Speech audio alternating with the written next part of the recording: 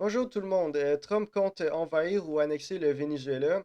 Comme un post sur Truth Social qu'il a publié le 12 mai le représente.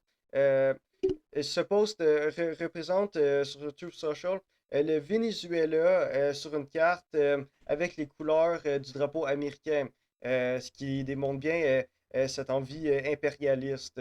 Bon, ceci dit, cela aurait pu s'en tenir qu'à une joke jusqu'à temps qu'un certain Robert, il travaille pour Fox News, a dit sur X, après avoir eu un appel téléphonique avec le président Donald Trump, euh, qu'il, euh, que Trump considère sérieusement faire du Venezuela une partie des États-Unis.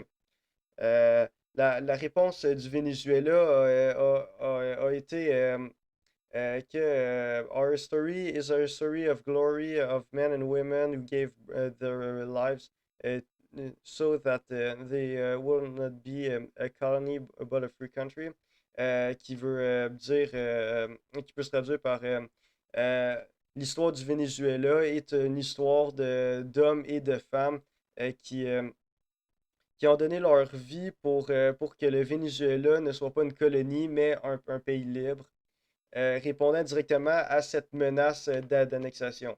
Euh, bon, comme on peut le constater, comparé à, mettons, d'autres présidents très anti-américains, son ton était assez mesuré et diplomatique, ce qui a été remarqué par plusieurs analystes géopolitiques.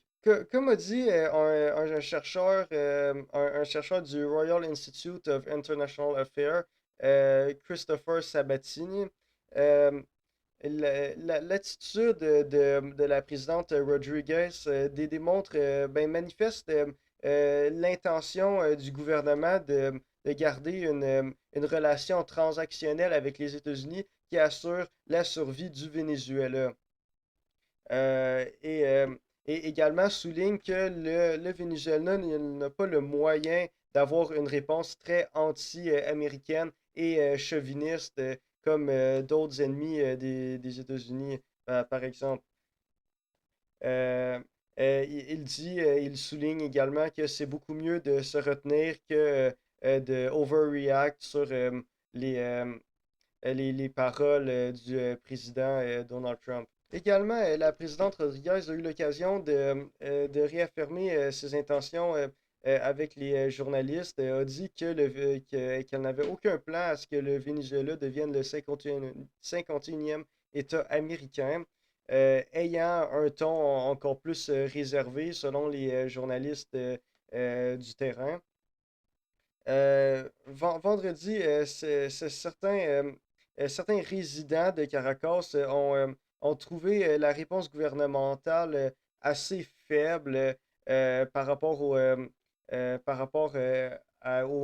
menaces de Washington, mais ont quand même reconnu le fait que la présidente jouait pas avec beaucoup de jeux pour répondre à cette question-là, ne pouvant pas, n'ayant pas le moyen d'avoir une attitude chauviniste et une propagande anti-américaine euh, euh, telle que celle de l'Iran ou de Maduro, par exemple.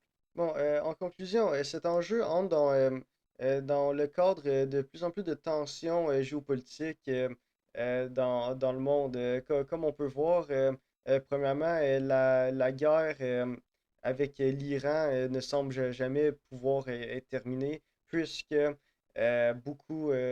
puisque les États-Unis et l'Iran ne sont pas capables de s'entendre sur certains enjeux comme le nucléaire et tout ça. Donc la guerre dure et pendant ce temps-là, euh, il y a toujours des problèmes d'approvisionnement de pétrole pour les pays occidentaux comme l'Europe, les États-Unis, le Canada. Euh, donc, euh, donc, forcément, l'administration américaine essaye de détourner l'attention sur ces échecs constants en essayant de trouver un autre enjeu ou aligner l'opinion publique, aligner l'attention médiatique et l'opinion publique sur un enjeu qui, si possible, peut être facile pour réparer un peu le tort causé sur la guerre en Iran. Bref, personne ne sait exactement c'est quoi les intentions du président ni de l'administration de Trump. Mais comme que comme que je dis, il y a moyen de spéculer, même si on peut pas réellement démontrer, on peut pas réellement démontrer les intentions avant qu'il soit trop tard. Cependant, cependant, comme qu'on peut voir, il y a aussi beaucoup de menaces sur Cuba. Beaucoup de menaces du président sur Cuba, disant qu'il essaierait d'envahir l'île dans un futur proche. Ce qui, ce qui met le doute sur les intentions américaines dans la région de l'Amérique centrale et l'Amérique du Sud.